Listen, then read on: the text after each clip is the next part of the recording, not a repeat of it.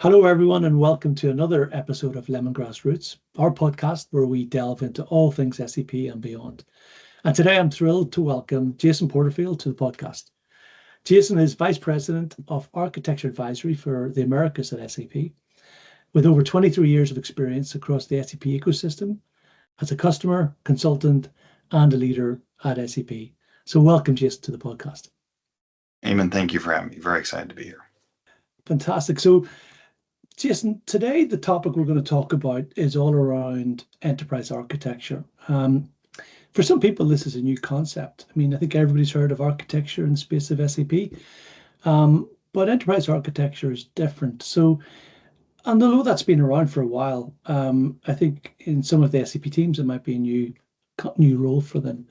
So can you maybe give us your view on what enterprise architecture really is? How would you define that? My definition aligns to what I think would be the generally acceptable definition from TOGAF, the Open Architecture Group. And that is, it is a combination of business, application, data, and technical architecture. Fundamentally, you are trying to, based on an understanding of the business, design the right combination of apps, data, and technology to realize the outcomes of a business's strategy. Right? When people hear architect, they automatically assume super technical, and that might very well be true, but a lot of enterprise architects have a good mix of backgrounds.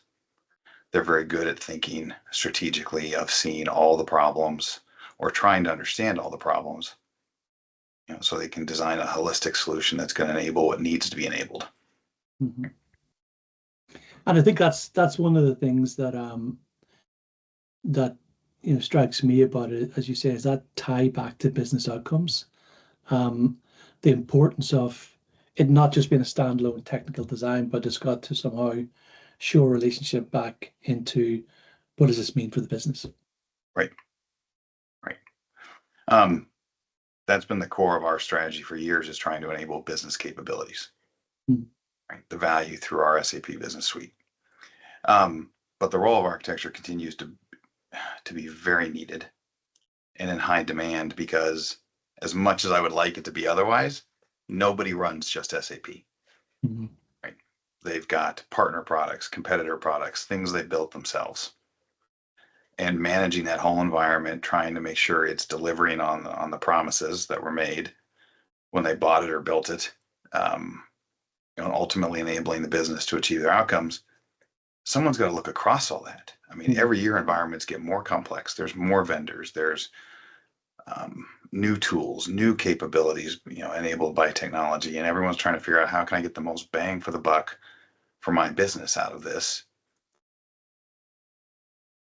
And while at first glance you read any vendor's value prop, it's like, oh, this will be huge for us. You got to figure out how you're going to weave it into your existing tapestry of applications and technology. Mm-hmm. Right. And then also factor in the nuances of your industry, which, they vary wildly. Right. You've got retail that might care about, if they're a highly seasonal retail business, how am I going to be more successful at in-season replenishment? Right. Or optimizing my mix of products on the shelf, or putting the right pricing or discounting strategies in display. Right. What can help me get better at that?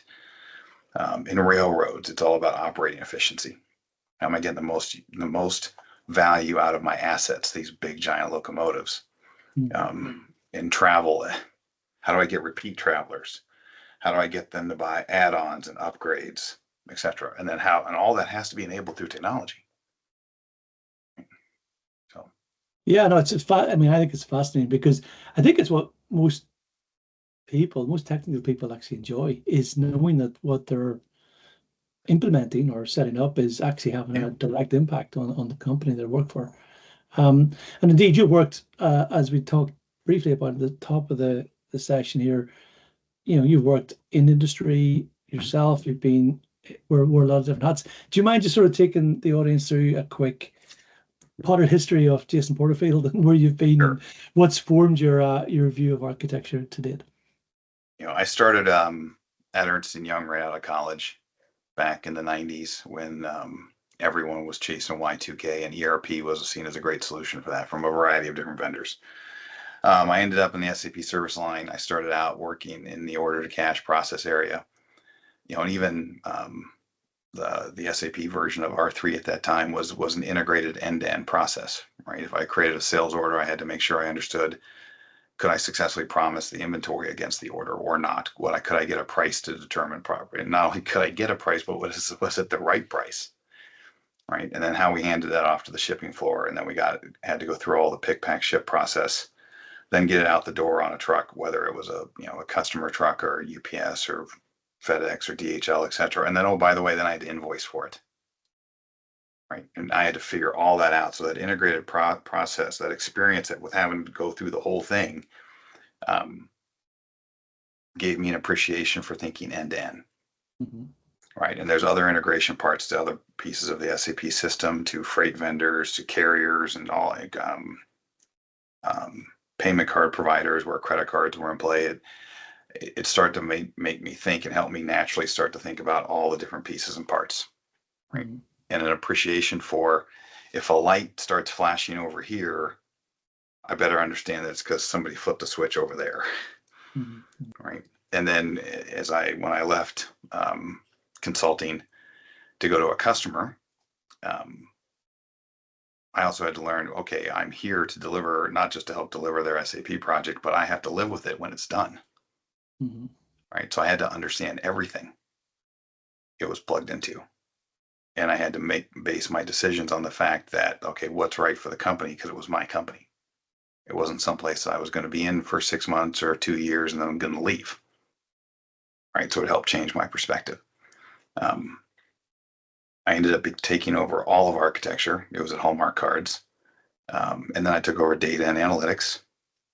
So I not only had to make sure we were keeping the architecture straight, I had a vested interest in making sure the data was right, because I was accountable for the Monday morning 8 a.m. sales reports that went to the owners of the company. Mm-hmm. So I got even better at thinking across the whole portfolio, developing that intuition. Okay, if this is broken here, or if we're going to do this here, what's it going to impact upstream, downstream, or maybe at a parallel level with some other app or technology stack. And I found out that, gosh, I really like it. I enjoy this. It was solving problems, really complicated ones. They weren't easy, and I like to solve those big, hard problems. I like to think strategically. I like to play strategy games. My family hates playing Risk with me because I sweep the board every time. But I like to think from a big picture perspective, and then make sure we can drive it down into actionable work. Mm-hmm. So it's been a lot of fun. It's been a fun ride. It's awesome. I think it's it does ring true with some of the experience I've seen in the past as well. And I think when you talk about a heterogeneous landscape with lots of sometimes overlapping capabilities, when you think of the changes that you're trying to go through as a customer, an end state you want to get to, and maybe some interim states you need to pass through, all of these, as you say, are complex problems, not just to work out what it should be, but to communicate to other people. Well, what is this, and what does it mean for you? And I think that's one of the things that I'm really intrigued with SAP, more recently now with the new toolchain, for helping architects try to articulate this. Because I remember the day when architects basically used PowerPoint and technical people used Excel, and but of course that's very limited. It goes out of date as soon as you generate it. It doesn't always answer the question somebody wanted to pose. So what, maybe just talk to the audience a little bit about SAP's journey on the tool chain, and where that came from, where it's going to, and what is it basically? So the tool chain today, the three primary components are LeanIX, Signavio, and WalkMe. And then it's complemented on also Cloud Application Lifecycle Management, which is the SaaS successor to Solution Manager. Mm-hmm. And then it's complemented by partner products like Tricentis for automated testing. And a key thing about the tool chain and what we're trying to build is not, here's a couple of hammers, Okay, we're not trying to give the customer hammers. We're trying to give them a set of capabilities that as they transform with us, they'll be able to continue to use it to transform and to manage and govern their processes, right? WalkMe for better training, Signavio for visibility and understanding how processes are really being executed, right? You can actually use the mining capability to see here's what people are really doing in the system. And maybe there's something to be gained from understanding that, or maybe there's something to be corrected. We can go either way with it. And then LeanIX to model and visualize all those landscapes, whether it's one or for some of our larger customers, dozens, so we can try to keep it all straight. Right? So that they're not just done, because that's a misconception. A company transforms and says, we're done. Okay, you're done until the next disruption or the next brand new revelation that has an impact for your business, or the next competitor who starts to steal your market share, and you've got to adjust again. And that's, in this day and age, it's almost always going to be supported or directly enabled by technology and changes in your landscape. We want that integrated business transformation toolchain there to support you, not just today, but into perpetuity. We're trying to play chess with this. We are playing chess with it from an SAP perspective. No, and I think, I certainly, that's the message I've heard, that this is ongoing usage, not just, transforming to S4 or to RISE, that this is actually about reducing the cost and effort of change, by making it easier to understand what's there today and making it easier to model what's going to happen tomorrow and then over the next few years. So I certainly a very keen user. We've got our own demo system set up here in Lemongrass, and those are the kind of tools that I know if customers get access to, that they'll find some great use. I mean, I think even the integration between these products now is getting to the point where I think you were telling me you can start to pull your own system data from CAM into the LeanIX, for example, start to visualize what you have in a more easily form. Yep. For years, LeanIX was a great product before we acquired them. They've been able to discover any and all SaaS solutions by connecting to a customer's network. We recently announced the capabilities to complement that by loading in your SAP landscapes from an instance of COM. Right. So we can really marry the two up, and that auto discovery is key. Nobody has time to sit around and manually type all this stuff in. And you want to be able to hit an update and say, okay, show me what's new. And then they can figure out how to disposition it. And hopefully they know about it. But sometimes new things show up in the network. So it's handy.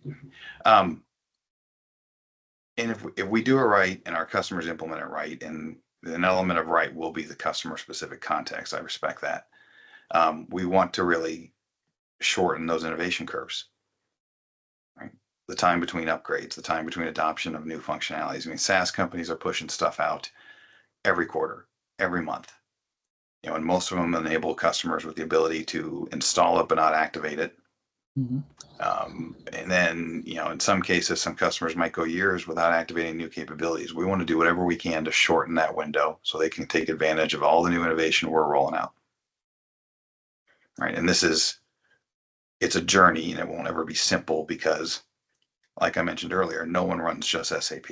Right. And to introduce those changes, as you all know, I can't introduce new changes without testing and making sure I'm not breaking something else, and working through all the dynamics of competitor products, partner products, homegrown stuff.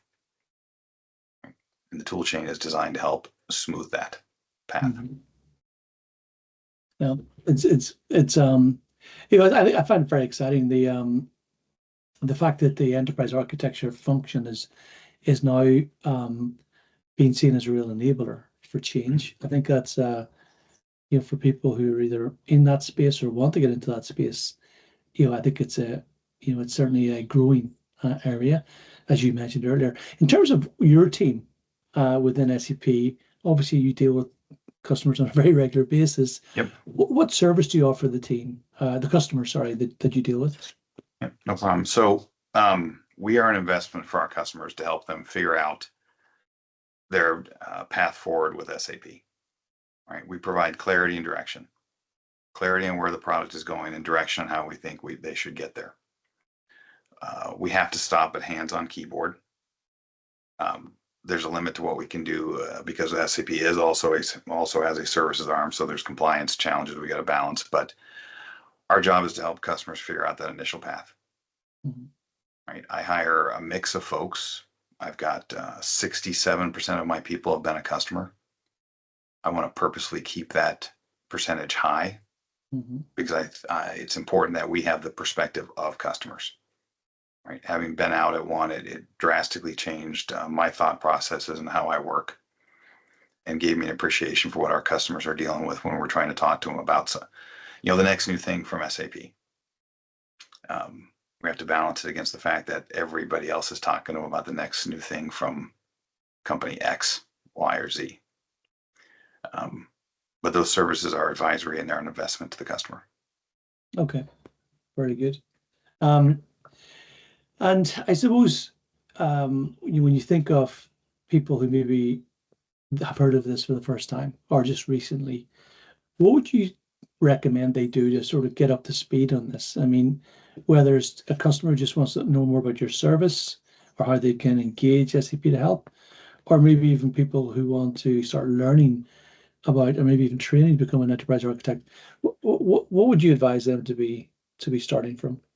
To get somebody engaged, if you're an SAP customer, I'd say reach out to your account exec. They're the right place to start. And that's how we receive our demand. Pretty straightforward. For someone who wants to learn more about enterprise architecture, you are welcome to connect with me on LinkedIn and reach out. You can check out Paul Kurchina's 100-day or 30 days of learning that he just completed that are a summary of the EA forum we had at the end of February in Newtown Square. You guys were there. Lemongrass has always been a great partner. You can go read TOGAF, the Open Architecture Group, the Open Group Architecture Framework, which is the dominant methodology for enterprise architecture. It's a little heavy, but it's solid and it's complete. And then there's also a variety of books out there on enterprise architecture. You won't lack material to learn more. But I think conversations with other practitioners are key, especially for folks who are looking to learn more about it. If someone likes to think big picture, if they like to solve complex problems, if they're looking for hard things to figure out, the EA role is going to give you that, regardless of whether it's at SAP or a customer or partner, etc. I am an architect. That is my profession. Regardless, my badge says SAP, but if I did something else tomorrow, I would still think like an architect, and then want to solve hard problems. It's one of my favorite things to do. Yeah, that's awesome. And there's a lot of demand for it. It's 2 weeks ago, I checked every couple of weeks, and there were over 7,000 open jobs on LinkedIn for enterprise architects. Wow. Right. It was 680 or 6,084. Sorry, 6,884 at the end of February. So it's grown by a couple hundred in the last month. The demand is there. Like I said earlier, if as environments continually get more complex, somebody's got to keep it all straight, or somebody's. It usually takes more than one, depending on the size of company. And that's not easy. No, I know it's. I mean, and you can kind of see personalities who are drawn to that. It's not for everybody, of course, right? But there are, as you rightly say, there's some people who thrive in, again, not just the challenge, the technical challenge and the complexity, but also the results that can come out of this. And one other question around starting, right, is getting access to Signavio, LeanIX, WalkMe, all those tools.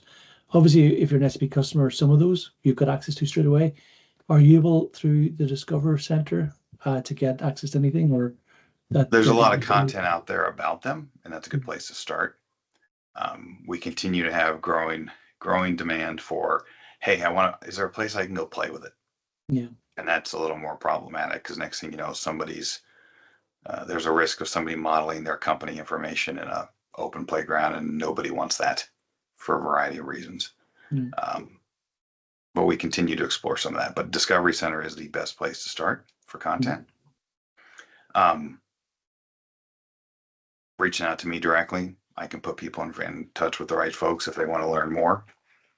It might involve a conversation with one of our LeanIX reps or Signavio reps, but it's there. We also have a LeanIX certification out on SAP Learning Hub. Okay. So we have embedded LeanIX in our enterprise architect certification curriculum. Right. Right, we're weaving it into everything. All my people are certified on it and required to use it. And Signavio is on deck. We're going to probably start going that direction soon. But LeanIX itself has been a lot to swallow. Fantastic. Well, that's very exciting times, Jason. Again, thank you so much for taking the time to come along today. And again, for everyone listening, I can't recommend Jason highly enough if you want to get deep into this subject. And certainly, if you do need some advice, to reach out to him directly. But again, I want to thank everyone for listening today, and we'll catch you all next time. Thank you.